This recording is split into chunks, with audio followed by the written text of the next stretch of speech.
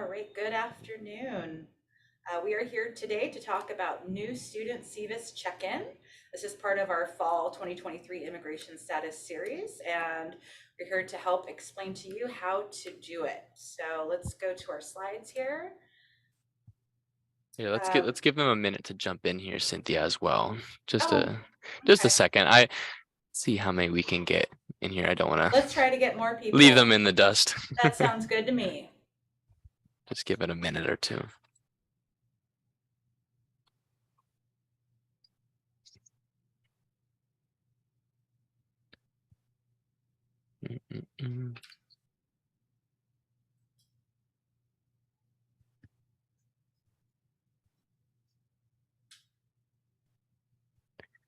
All right, we'll give it about 30 more seconds or so.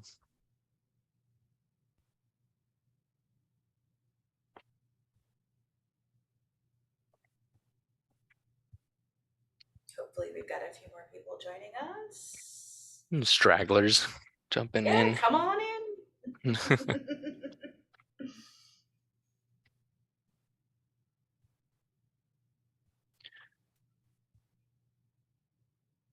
All right, let's get going now. Let's start up.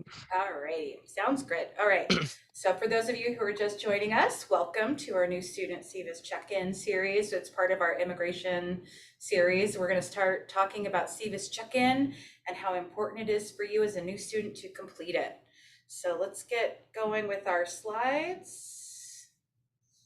Today's presentation, it reflects current ISSC advisement. If you would like to, please visit the ISSC website. We have current announcements on there and updates available. My name is Cynthia Bills. I'm the moderator today. I'm a manager and international student advisor and designated school official. And today our webinar will be presented by Brendan Kaczynski. He's a student service assistant and extraordinaire, and he'll be taking things away shortly.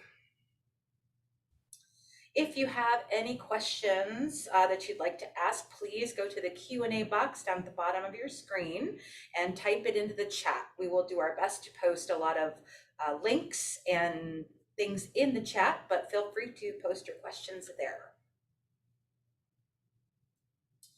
And if you'd like and want to subscribe to our ISSC YouTube channel, you can do so on our like button on YouTube. Let me share with you in the chat. Our YouTube link is right there in the chat if you want to catch up on all of our recordings. All right, our agenda today, we're going to talk about what SEVIS Check-In is and what you should do to submit SEVIS Check-In, the documents required, how to do it, what we require. We'll share some FAQs, and then we'll leave some time at the end for any questions and answers that you may have. So let's have Brendan take it away. Thank you, Cynthia. Welcome, everybody. Let's get started learning about SEVIS check-ins, arguably one of the most important things that you need to do as an international student that all need to do when coming here to ASU. So what is a SEVIS check-in? So you're going to find this, for starters, on your My ASU page. It's going to be in your priority tasks, and it'll lead you step by step from there with all the information that you could possibly need on how to do it. So this is going to happen upon arrival to the United States. You must complete it as it is mandatory and must be completed no later than the first day of the semester.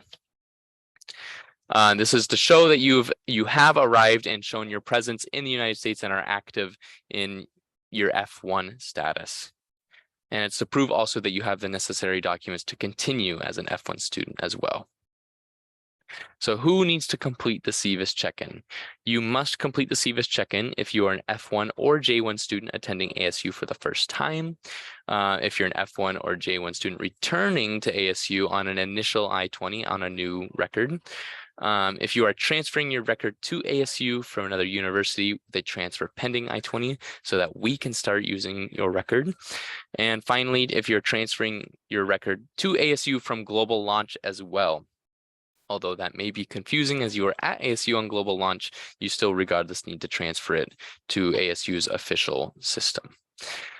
Those of Those who do not need to submit the SEVIS check-in are continuing students, so this isn't something that you need to do every semester, not at all. You only have to do it once, and you do not if you are an initial student who hasn't entered the United States yet, as you must enter to get the I-94, which is crucial to do your SEVIS check-in.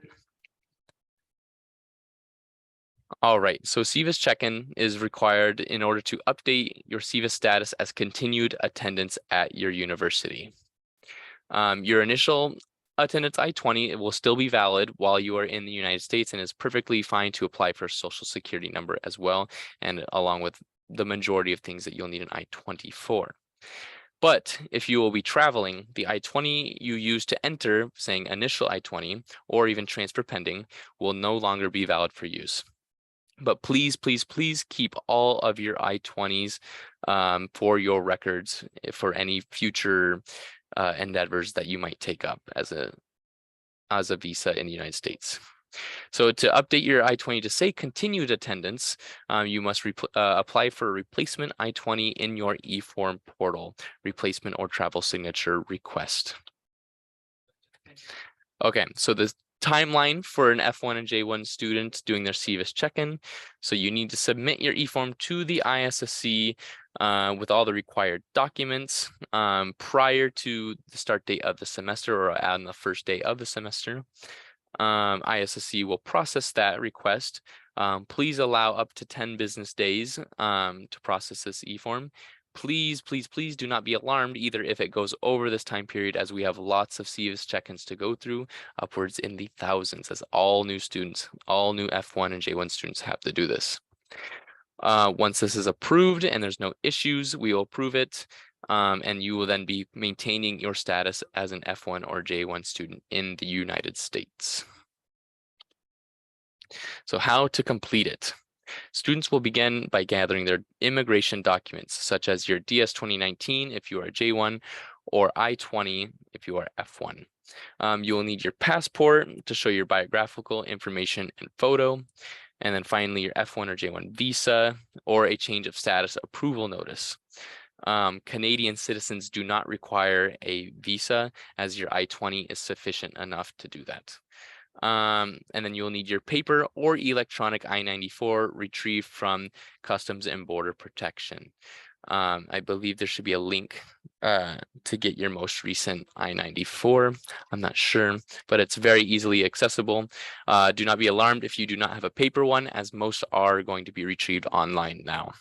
And then finally, you have your I-901 SEVIS fee receipt. All right. So now you need to add your local address within the Phoenix area. So please do not pick one that's your family member in North Carolina. We just want where you're going to be staying here in the Phoenix area to show that you can travel to classes. You must be full-time enrolled for the current semester. And all the documents, all the required immigration documents must be submitted correctly and, most importantly, legible.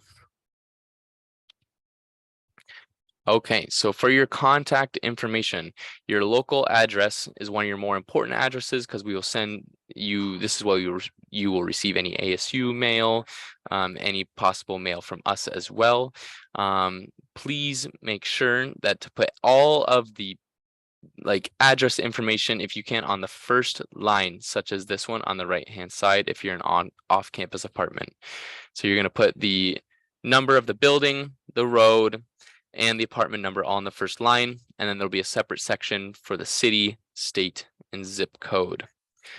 Then moving on to, if you're on an on-campus residential hall, as a lot of you will be, again, put the building address with the apartment or dorm number. Sometimes you will also have a mail number, for a separate mailbox that's not your exact room number. So as this one shows, again, apartment or dorm number on the first line as well. You will also need to do your SEVIS address. This is your country of citizenship or permanent residence outside of the United States. So local is here in the Phoenix Valley, and then your SEVIS address is your one back in your home country. For phone numbers, We do need a phone number on file, whether it is in the US or an international number. Please just submit a phone number. And then for J1 students, this needs to be a US phone number. All right, as we'll go into more detail here about your address, department name of the building should not be included anywhere in the address. North, south, east, west are allowed. Please use the abbreviations NSEW. For residential halls, please put the street address and do not include the name of the hall, such as Manzanita Hall. The street number must be included in line 1. Apartment number is not required, but if it is applicable, please put also in line 1. And do not use any of these symbols such as slashes, colons, semicolons, and apostrophes. The only ones that would be okay are a dash, a period, or a pound sign. All right, on to enrollment requirements. Again, very, very important that we maintain full-time enrollment. As an undergraduate student, the minimum credit requirement would be 12 credit hours, and 9 of those must be in person. Same with graduate students. Sorry, not same with graduate students. 9 credit hours minimum for graduate students, and 6 credit hours must be in person. So there must always, you need to have a majority if you're taking the minimum amount of credits. The majority must be in person. And then if you are a graduate student with an RA, TA, or GSA, you will need a minimum of 6 credit hours and 3 of them being in person. All right, so please do monitor your ASU email for any follow-up emails from the ISSC.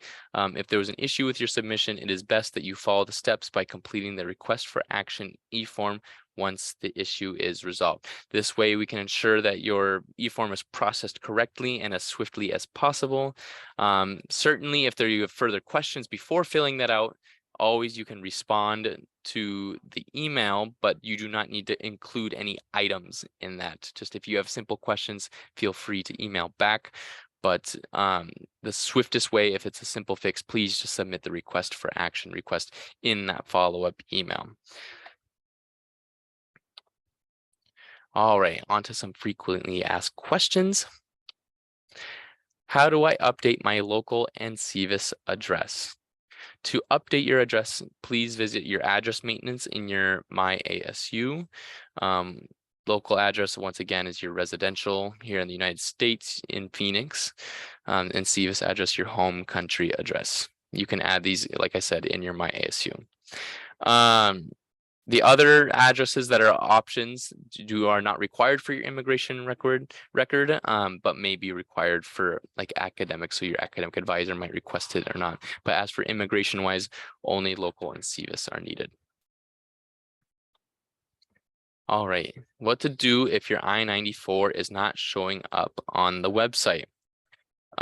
Please see CBP guidance on their webpage. On the I-94 page, there's steps to be taken, and here we have a link for it. But if that does not work, sometimes what happens is the record, when you come into the United States, doesn't always get processed correctly. This doesn't mean that you did anything wrong. This human error happens very regularly. So you need to visit what's called the Deferred Inspection Office. They can assist in accessing your I-94 and getting any information changed on it, such as if like your name's wrong or any sort of information on it is not how it should be. You can find information about how to contact the Deferred Inspection Office, as there's one in Phoenix, on our website. But please, please, please definitely still submit the SEVIS check-in, even if you have an issue with something such as your I-94. All right, your I-94 shows that you entered on a different visa type. What should you do? Please make sure that you entered on your F1 visa. If it says anything other than that F1 visa, then please, once again, contact the Deferred Inspection Office. If your admission stamp says the same thing as your I-94, then please reach out to our office as we need to get some things updated. I submitted my SEVIS check-in, but the priority task on My ASU has not gone away. What should you do? Generally, hopefully, the complete SEVIS check-in link will disappear from your My ASU priority. It might not disappear right away. As long as you see the confirmation checkbox as complete status, then there's no further action required on your part. I can tell you, as when I was a freshman myself, that there was lots of priority tasks on your My ASU. Sometimes it takes time for them to go away. It's nothing against you. You probably didn't do anything wrong. If you have the records to prove that you did what you needed, then you are all set. And this goes for your complete SEVIS check-in task. All right, now we're on to some questions and answers. What do we got, Cynthia? Okay, well, we did get a question that had to do with the I-94.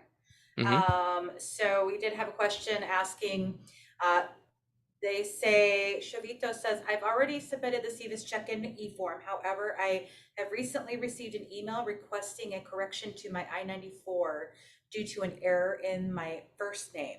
My concern is that rectifying the issue and obtain the accurate I-94 might extend beyond the 17th of August. Could this potentially lead to any complications? Nope. Oh, these are more. Oh, she does well, moreover, I'm seeking clarification regarding the deadline by which the I-94 correction should be completed.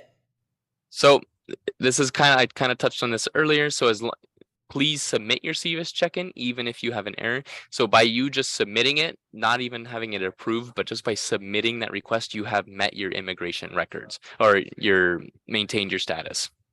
So that's just the requirement, is that you submit it. Doesn't need to be approved. So as long as you stay in contact with us about how you're getting it fixed, and then just as soon as you do get it fixed and get it updated, you should be all set to go. And I provided the information to the Deferred Inspection Office in the chat. They're there on Tuesdays and Wednesdays from 11 a.m. to 2 p.m. Yes, they do have kind of weird hours. They do. Downtown Phoenix. All right, what's next? That's all I have for right now. All right. Well, if nobody has any more questions, please remember to subscribe to our ISSC YouTube channel. We're constantly posting new content on there about maintaining your status or even just surviving living in ASU and in the United States. Always new information going up. This one will probably go up in a couple weeks. And yeah, so pay attention for that. Let your friends know as well, so you can always get a lot of questions answered via our YouTube page. And then again, you can contact us via email, issc@asu.edu. You can call us. One of our student workers will be happy to assist you.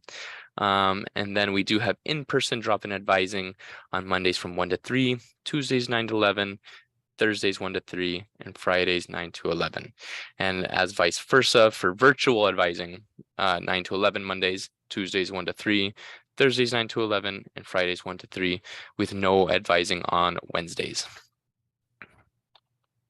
And then if you want to take a minute, please submit the survey to be entered to win a free ISSC t-shirt as well. We value all of your feedback to make sure that we are doing the best we can to provide the best experience here in these webinars and just through the ISSC in general. And that is going to be it. So if there's no more questions, Cynthia.